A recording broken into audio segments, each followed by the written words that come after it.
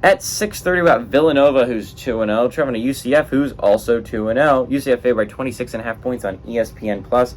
And the heartbreaking news for UCF. UCF has played so well through his first two games, by the way. It's 2-0, but, I mean, Kent State didn't look like a bad team against Arkansas, right? Kent State gave Arkansas a decent fight through the majority of that game, and UCF blew them out early in that football game.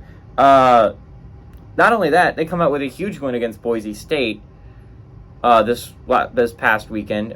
Boise State's a good football team. It just is. And you went on the road, you went to the Smurf turf, and you beat Boise State, which is impressive. Not a lot of teams can do that. UCF got a game-winning field goal to make themselves 2-0. John Rhys Plumlee has been a big reason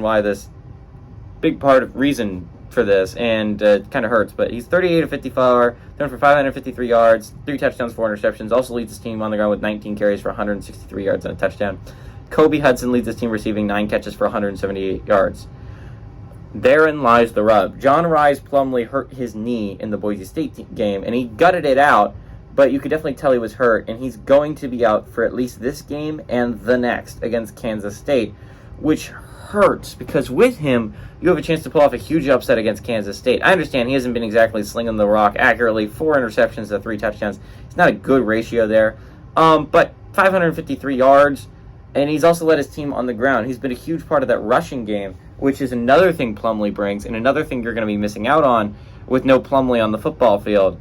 The Knights are in trouble next week against Kansas State. It just hurts because if you play Kansas State with Plumlee, you have a good shot at pulling off that upset, right? UCF is a good football team, and they're playing really good football right now. And if you have your general on the football field, there's a good chance you pull off that upset there. But unfortunately for you, you don't have him there anymore, and you're not going to pull off the upset, most likely next week. I'll talk about a lot more next week. Villanova is not a great football team. They're 2-0, but it's FCS opponents. UCF should destroy them, and if you wanted Plumlee to not be able to play in a game, it would be this one. So at the very least, your backup can at least get a sense of the speed of the game. He can get acclimated to how it's going to work. I like UCF to win and cover at home.